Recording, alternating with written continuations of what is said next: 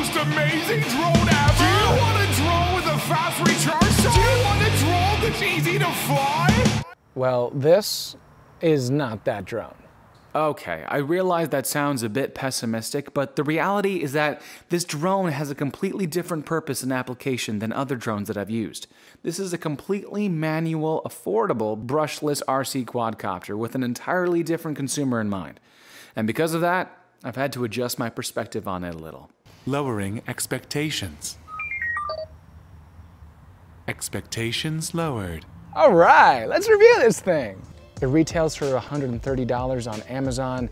It does not come with its own camera, although there is an attachment for an action camera if you have one. Flight time for the battery is about 18 minutes on one charge, and charge time is 300 minutes. Wait, what? 300 minutes for a charge for 18 minutes of flight time?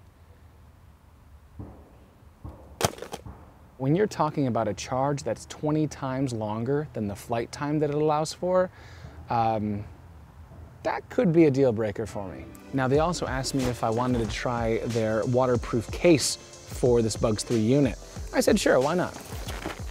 However, it's cut out of styrofoam on the inside, which makes it really difficult to put the drone back in without actually taking off this part and taking off the landing pads and taking off the props, which are screw-on. I don't want to have to do that. So unfortunately, I'm not going to be using the bag because I don't want to go through all that process of taking off these pieces, which do require screwdrivers, by the way. This action cam mount does not hold a GoPro Hero 5 Black. Now, I still want to see what aerial footage from this thing looks like. So what I'm actually going to do right now is break this. There we go. Broke that off.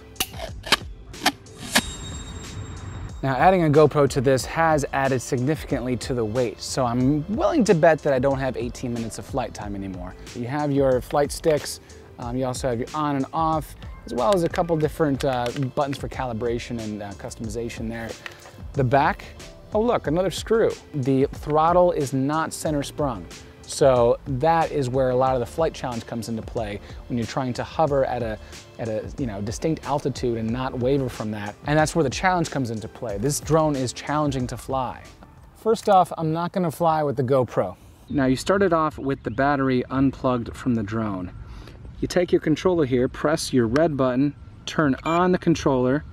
Now it's searching for signal. At this point, plug in the battery to the drone.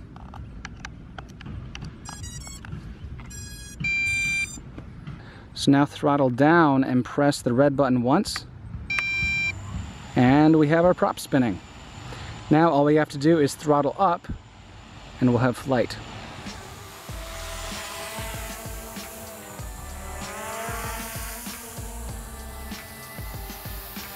Wow.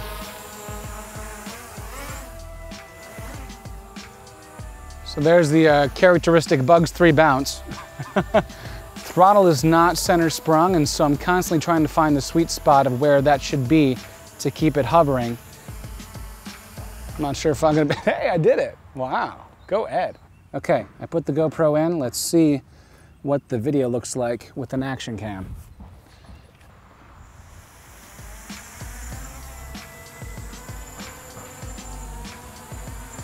The drone suddenly got much more expensive. There we go. And of course, there's no live feed either. I crashed off camera, but I crashed. There's like literally no lifeline or net, essentially. So that's the low battery. That was it. Now, it does come with prop guards. That's the good thing. The bad thing is that they require a screwdriver. Why does everything require a screwdriver on here? I don't understand. Through all these little tiny itty bitty, almost eyeglass size screws and put these things on, but then of course now I have to take them off again to fit them back into the bag, and I'm just not going to be doing that out in a field somewhere or outside right here. I'm gonna be losing the screws. All right, so it's the next day, had it charging overnight. We're in a more open area right now, so let's give it another shot.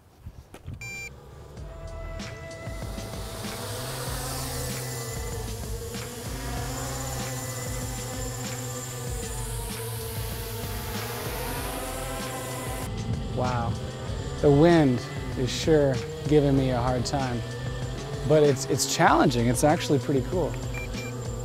I'm getting more daring because I have more space to fly. It's just a crazy feeling to kind of like ride the wind. You push forward into it, like right now, and then I just kind of let it hover and it flies backward back to me. It's crazy. Honestly, it looks cool up there, and it flies really well. I can tell it's light.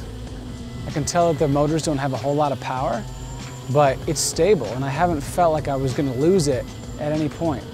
There's beginner and there's advanced mode, but one kind of deadens the sensitivity a little bit, and one will make it, I guess, go a lot faster, so. Wide open field thoughts? It's a lot easier to fly out here. I would suggest to anyone who wants to try this drone to fly in a nice open field like this. Now, what the drone lacks in bells and whistles, it makes up for by the fact that it's very serviceable. So, I mean, everything is right there, easy to access, and no screws are required for this. Okay, it's the next day. Batteries are charged again. I hear this Bugs 3 can do flips. No way.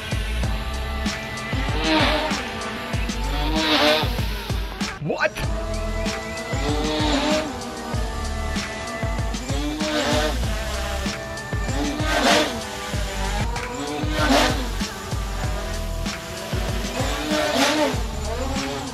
That, my friends, is probably the coolest thing about it. Now this says it has a 300-meter range. That scares the hell out of me. I would not go that far with this, just because there's no way for you to know where it is. There's no way for you to know where it's pointing. There's no return to home function. I'm glad I have the drone because it was an experience. I was curious about what it's like to fly something like this. So I got it out of my system. Now, if you have an extra 150 bucks to throw around, maybe you want to try one out. Maybe it's just going to be an afternoon project. Maybe you're just trying to get better at flying in ADI mode, full manual, if you will. Because it's so cheap, you can experiment a little bit. Maybe that's the good thing about this. Experiment and practice. Bugs 3, what can I say?